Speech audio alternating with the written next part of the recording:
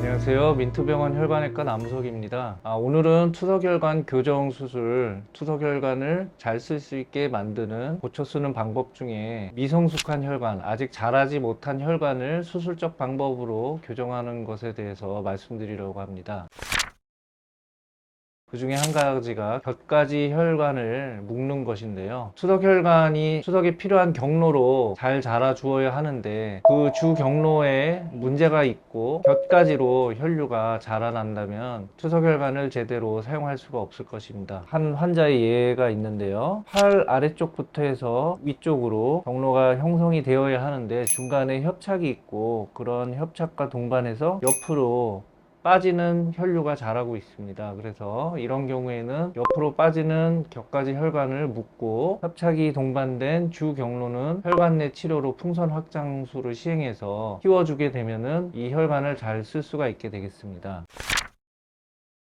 투석혈관이 너무 깊이 위치해서 찌를 수가 없는 위치에 자라게 되면 어쩔 수 없이 인위적으로 찌를 수 있는 피부에 가까운 위치로 들어 올려주는 수술이 필요하게 됩니다. 이것은 이제 표면화 수술이라고 하고요. 1시간 반 정도 소요가 되겠고요. 투석혈관이 사용할 수 있게 되는 충분한 길이 약 10cm 정도 확보가 필요하고 그 정도의 길이 이상으로 약간 떨어진 거리에 피부 절개를 해서 투석혈관을 들어 올려주는 수술을 하게 됩니다. 마취를 국소 마취뿐만 아니라 수면 마취로 편안하게 받게 되어서 너무 걱정하실 필요 없이 편안하게 수술 받으실 수 있다는 것을 말씀드립니다. 투석혈관이 구불구불하게 자라게 되면 바늘을 두 군데를 찌를 수가 없게 되고 제일 구불거린 부분을 잘라내면서 펴서 위치시켜주는 직선화 수술을 하게 됩니다. 이러한 수술도 약 한 1시간 반 내지 2시간 정도 소요가 될 수 있고요. 수면 마취에 동반해서 국소 마취로 편안하게 수술을 받으실 수 있겠습니다. 이 환자의 경우에는 투석혈관의 석회화가 너무 심하게 진행됐습니다. 투석혈관으로 들어오는 혈류가 부족해지게 되고 혈관 내 치료로 풍선을 확장을 하여 보였지만 오그라드는 모습을 보이기 때문에 혈관 내 치료로는 더 이상 치료가 불가능한 상태여서 이렇게 수술을 하게 되었고요. 이러한 수술도 약 1시간 반에서 2시간 정도 소요가 될 수가 있고 석회화된 병변을 잘라내고 그 위쪽으로 다시 정맥과 동맥을 이어주는 수술을 진행을 하게 되겠습니다. 이것을 이제 투석혈관의 근위부 제문학 병변의 위쪽에서 다시 연결을 해준다는 뜻입니다. 국소 마취와 함께 수면 마취로 편안하게 수술을 진행하고 있습니다.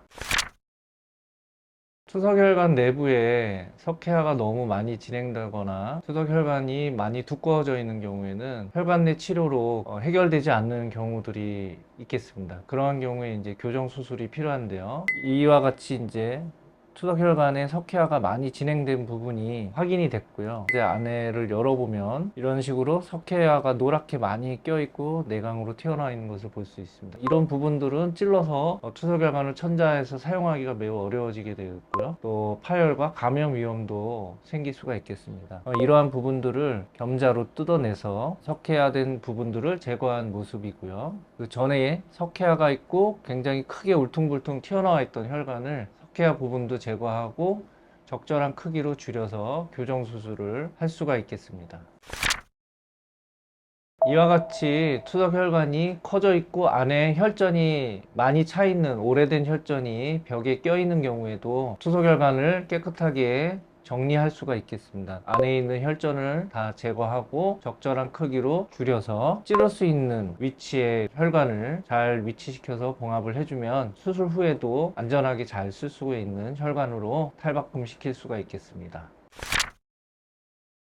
이러한 경우는 투석혈관에 혈전이 많이 차고 운이 나쁘게도 그런 혈전이 세균으로 인한 감염이 발생해서 투석혈관을 못 쓰게 된 상태가 된 것이고 이런 경우는 응급수술이 필요한 경우가 되겠습니다. 전신적으로 열이 나고 잘못하면 폐혈증으로도 진행될 수가 있기 때문에 빠른 조치가 필요한데요. 투석혈관에 감염된 부분을 잘라내고 필요에 따라서 인조혈관을 이용해서 새로 연결을 한다든지 너무 감염 부위가 커서 투석혈관을 다시 살리기 어렵다면 아예 다 제거를 하고 다른 곳에 새로운 투석혈관을 만들어야 할 수도 있겠습니다. 투석혈관을 사용하다 보면 여러 부위를 돌아가면서 천자하지 못하고 부득이하게 집중적으로 천자하는 부위가 생길 수가 있는데요. 특히 인조혈관 같은 경우는 일부분이 찢어지면서 가짜 주머니가 붉어져 올라올 수가 있겠습니다. 이러한 경우는 인조혈관이 붉어진 게 아니고 주변에 섬유 조직이 주머니처럼 부풀은 거기 때문에 이런 경우 가성동맥류 또는 이제 가짜 혈관 주머니 이렇게 부르게 되겠습니다. 이런 경우에는 가짜로 형성된 혈관 주머니를 절제를 하고 그 위에 인조혈관 조각으로 봉합을 한다든지 또는 이 부위를 새로운 인조혈관으로 교체를 한다든지 하는 수술이 필요할 수 있겠습니다. 인조혈관이 전체적으로 망가진 경우에는 일부만 교체하거나 조각으로 덮는 성형 수술을 하지 못하고 이렇게 전체적으로 혈관을 교체를 해줘야 되는 경우도 있을 수 있겠습니다.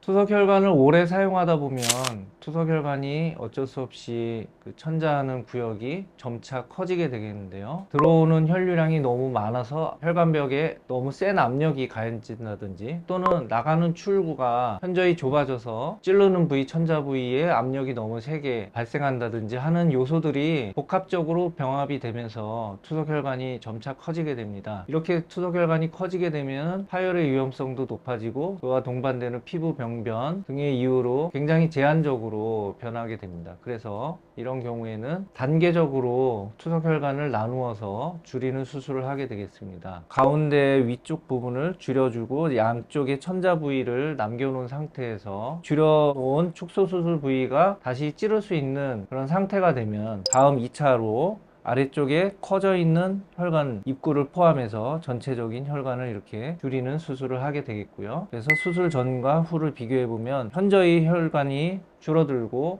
안정적으로 찌를 수 있는 모습으로 변했다는 걸 보실 수 있겠습니다.